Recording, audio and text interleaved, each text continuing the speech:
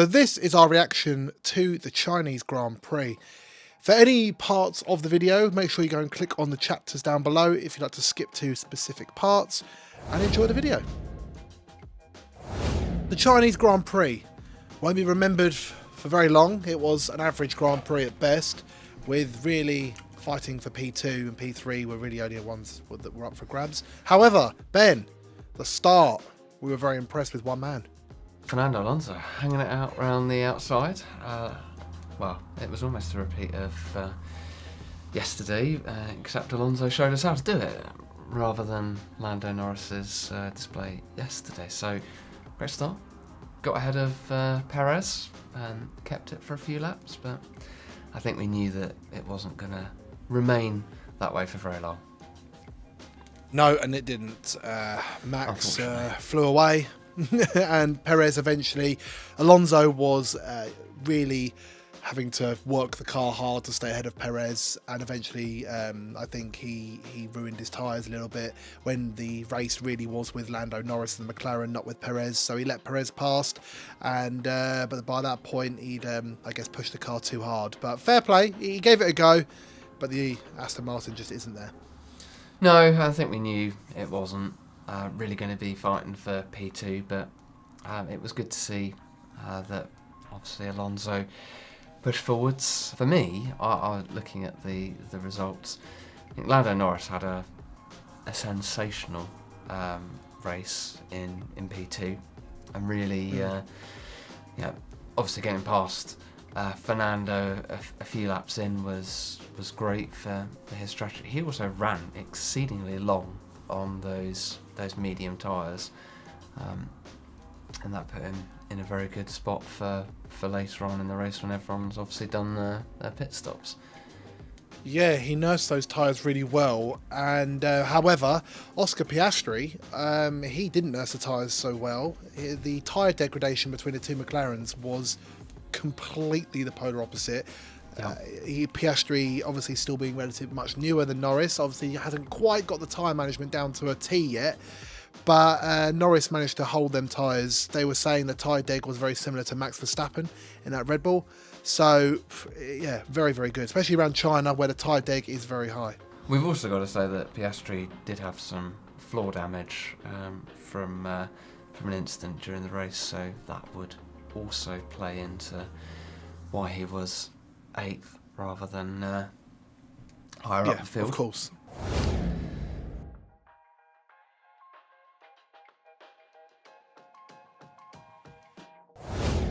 One man that I definitely want to talk about over the course of this race, Lewis Hamilton.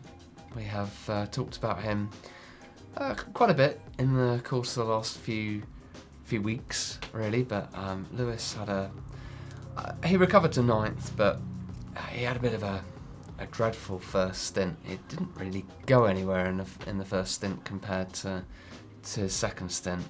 He was moaning about the softs, wasn't he, and saying that the softs were just an awful tyre at the start. He said it was appalling. He couldn't get anything out of the car. Then when he put the mediums on, fresh set of mediums on, all of a sudden the car came alive, which was kind of strange, but it worked.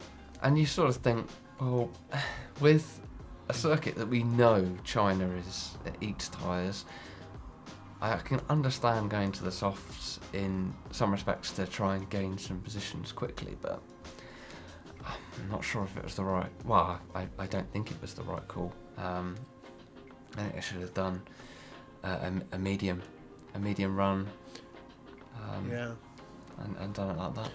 But I don't think they anticipated them softs to be quite as slow on the car when it first started. I thought that was very much unpredicted, and again, you'd think the softs would have been quick, but they just for some reason just didn't light up on that Mercedes at the start. No, and I think it was a bit of damage limitation, really, wasn't it, from one Mercedes. I think George Russell did a very good job in 6th. I agree. I think he did very well. I was going to say, let's say, outperforming that Mercedes at the moment. It just doesn't look hugely. It doesn't look a very good car. My plaudit of the day goes towards Nico Hülkenberg. Plaudit again. The man seems to be well and truly outperforming Kevin Magnussen. Well, I don't know. Did it get changed? Because I think he went to go to the steward's room, so I'm not sure if that got changed. I think he might have lost his P10, but I can't confirm that because at the end of the race, obviously it's not too long after the race, that he was in the steward's room and there was an infringement somewhere, so he might have lost his 10th, but he was 10th of the day. He was 10th on the day, and yeah, it was still a very good drive. I can't see that on the news, so... Oh, well, okay then. And when this video was recorded, Hulkenberg was 10th.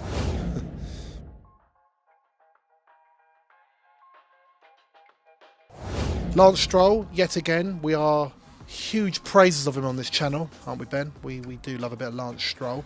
He decided that he would go into the back of Daniel Ricciardo and destroy his rear diffuser, to which then he went to the back of Piastri and, well, didn't destroy his rear diffuser but damaged it, and Ricciardo, for the second race in a row, should I say, has DNF'd, and it hasn't really been his fault.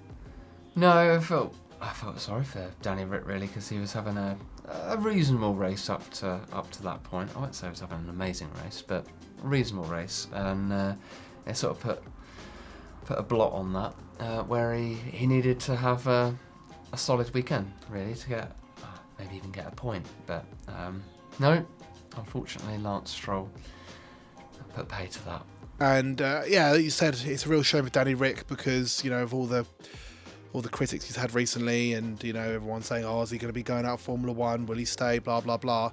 He was having a really good weekend up until this point, and he's just having a bit of bad luck at the moment, and sometimes that is just a difference, a bit of luck. But it was a lot more positive from him, and going forward, hopefully he can carry on that momentum. Yeah, it's also, as we comment many times, Lance Stroll 15th, his teammate 7th, Aston Martin dropping more points because of Lance Stroll. Yep. It does make you wonder how long it's going to last. I mean, yeah, your dad's the boss, etc., and you can get away with probably more than any other driver can in Formula One, but there's got to be a point. There's got to be a breaking point. There has to be a point where you're going to have to get a better driver in, because for the sake of the team and everything in between, you've just got to do it. It can't go on like this. Otherwise, it's just going to end up being you're never going to move forward.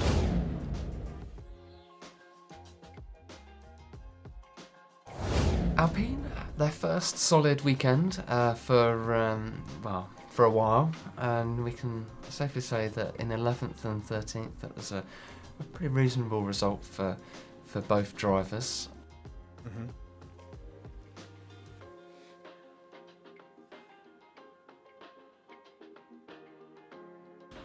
Is it progression, or is the track just suit the car in its only strength, which seems to be China? Yeah.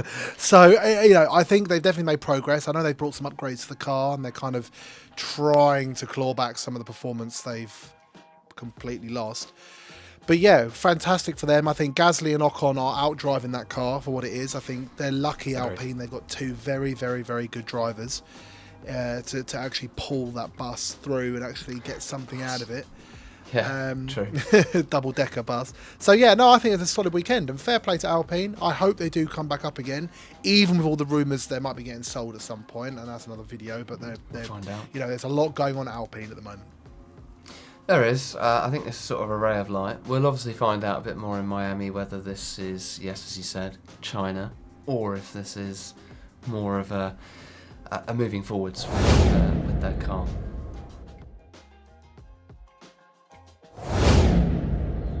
Ferrari, they were not as good as we were expecting this weekend, considering how strong their start this year have been. The McLaren of Norris was quicker, and that was something we weren't expecting. You know, to the McLarens after the other sessions we've had, the race pace on the McLaren, you know, didn't look quite as fast as it did today. I don't know what Norris did to that car, but he made it work. And yeah, Leclerc beating Sainz, you know, that's good for his confidence as well. Yeah, also I think he needed to at some point make sure that Sainz wasn't getting ahead too much in terms of race wins over his teammate, and I just think that, I don't know. There is a big gap though. If you look at there was 10-second gap between Leclerc and Sainz, so it's a reasonable result for Charles. But that Ferrari was not as good as we were hoping it was going to be in China. Which we'll go to Miami. Hopefully there might be a bit more of a competitive Ferrari that takes to the grid. Hopefully it's not a sign of things to come. But I think Charles needed this for his confidence. Get a win over Carlos.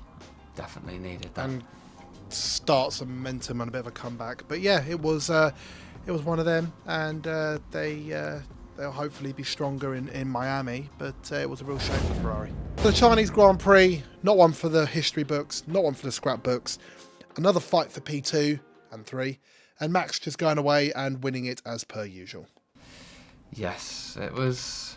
Well, I commented to you, didn't I, that in the highlights you could see very clearly on the camera, Max had already taken a huge gap over Alonso by the midpoint of the first lap, and he just drove into the distance. It wasn't even a competitive drive. It was clinical. It did what it needs to do. I think this DRS rule change of within the done nothing after the first lap, you can then get DRS. Well, Max is sometimes over a second, 2 seconds down the road by that point, so it's completely in a lap. It's ridiculous. So on to Miami, on to the next one. Miami is one of my least favourite races, I'm sorry to say, everybody, and well, actually both of our least favourite races of the year. And but we'll go for it. We'll go with an open mind, and hopefully something might change, and something will actually be good. And then we have Imola, and the Imola updates on the cars. There's going to be some big changes to the cars and big updates, and it could be a turning point in the season, we hope. But hopefully, anyway, Ben, there is. Yeah, I'm in Miami. Let's see what we get. Hopefully, we can get a competitive race. But as you said, I'm looking forward to Imola as well. Exactly. So thank you very much for watching, as always, everybody. Don't forget to, if you would like to see more of our F1 content, subscribe, give us a like, comment, let us know what you thought of the Chinese Grand Prix and how on the edge of your seat you weren't. And yes, we'll see you in the next video next week. We have lots more content coming for you guys. So thank you very much for watching, and goodbye. Bye.